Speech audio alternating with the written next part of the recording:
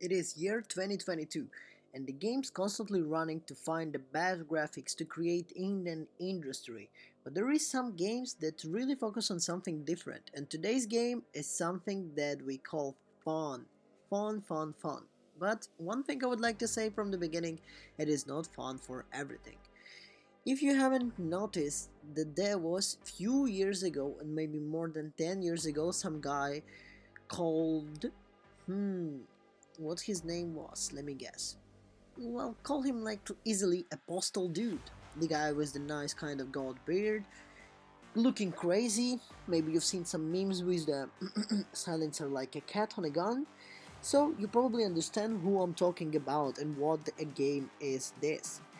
And yeah guys, you might already notice that this year we have a new release for another postal game, Postal Brain Damage. Well, I would say that this is something similar to maybe Duke Nukem, something like a new Doom Eternal, and an old and great Postal. So, well, before we start and dive deep into what is Postal Brain Damage, I would like to ask you if you're subscribed to our channel, check. If you are not, if you are subscribed, and push the notification button, like this video, and drop in a comment what you think about the portal. Or I mean Postal, I'm sorry. And what do you like about this game? So let's dive into this. Postal Brain Damage has an undefined visual charm to it and has a graphical quality of a game from 20 years old that looks absolutely awesome at the same time. The game is kind of a retro vibe that maybe looks like early Duke Nukem Serious Sam vibes. Is it sure to catch your eye? I'm sure it is, because this is what the games were fun at. This is sure to be a rather subjective style with an about to be people who find it unsightly, but the visual appears to be consistent and irrational. The postal dude is wasted, and he falls asleep to find himself trapped in his dreams, where occupied and anything can happen. Like in the normal games in the past, you probably feeling like you're in some kind of maybe a bad trip or something, but at this time you're in dreams, which actually kind of explains why this shit is happening on your screen. As you transfix to the Insepti's dreams, an alternative version of the dude, he's running around and chasing him in front of the dreams to dream until they find a confrontation. In terms of story, that's about all there is about this entry, and have never been focal point of these games. The dude will be encountering all kind of enemies in the areas that are huge levels and are in the sandbox. The new weapons are initiative and destructive as the level behind the glorious gifts. There is the captors with these three kind of levels that split by the 5 levels on each of the kind of these 3 levels. So basically 3 multiplied by 5, 15 different levels. 3 of those levels are just the boss battles, where you 12 unique and impressionable size levels to fight through between each captor.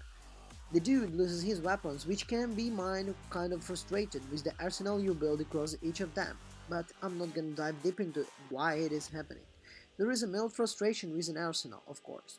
There is memorable levels when you go through the time with the game, like the E3 convention of the Flurries postponed games and pure marketing. The first level is Twisted Subway accomplishing with the Katizi music with anything but the game.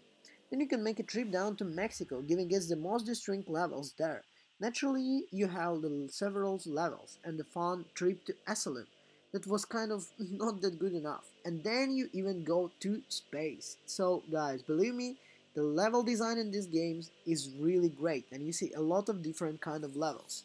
The weapons of Postal Brain Damage are both inspired and occasionally suspect of an all kind of games. For instance, the pistol cannot be really kind of a smart weapon to fight with and be mistaken from a Titanfall 2 maybe even to complete with locking onto targets. These have been changed to the gun with the double-barreled shotgun grappling hook straight out of Doom Eternal. So a lot of weapons are kind of like the parody to the games that already have this kind of similar weapons. A lot of the emeries are just facilities of the Doom Eternal as well. So you're kind of looking like the game that mimics and kind of making fun of the latest Doom release. Even the game is equivalent to the run and mile carbine style rifle. You will find that you're stuck with the ammo regularly. In some ways it is good that it forces you to use the tools in your arsenal, but it also takes the high-paced action, fun, away from bigger combat encounters. There is a few mechanics that help you in the combat, the melee tactics, which is sure give you a few laughs as you see your fate equipped with the bunny slippers unleashing killer kicks against someone. If your T time was a melee attack, you can shoot enemy prospected back at them, but the window was far too precise, and sometimes feel like it doesn't work at all. Ping also is back in the game, guys. Yeah, if you so I mean, you mean you're not gonna remember what's going on that level, but you're gonna love the way how it is set. The first submarine level is also really fun, but it ends quite quickly in the dark sewers. So to sum up, on the brain damage postal dude kind of guy, provides you a lot of laughs, a lot of fun, something that you might be missing in nowadays games that hide only behind the cool graphics.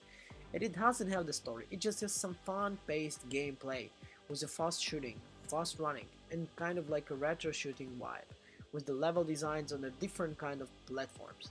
Combined with the constant lack of ammo, you'll never find to get yourself in a really easy situation.